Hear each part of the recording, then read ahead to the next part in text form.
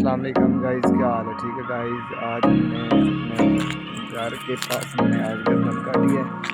तो इधर तो यार काम ही बहुत मुश्किल है। तो अभी हम फैसलाबाद होते थे, बहुत आसान काम था।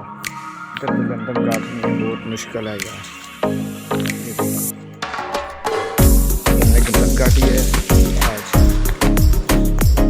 बहुत मुश्किल काम है। इधर तो गर्मी भी बहुत है, बहुत मौसम बहुत प्यारा हुआ है।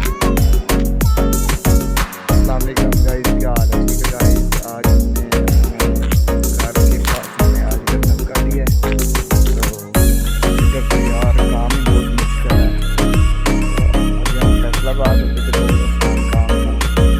इधर तो गर्दन काटनी है बहुत मुश्किल है यार। हमने गर्दन काटी है आज, बहुत मुश्किल काम है। इधर तो गर्मी भी बहुत है, बहुत मौसम बहुत प्यारा हुआ है। तो ये हमारा घर है, ये देखो सामने। ये हमारा भाई बैठा है। कैसे हो? Bye bye. ये सोया हुआ है मट्टी के ऊपर। रोजा है आपका?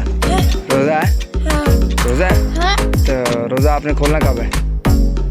रोटी में फोटो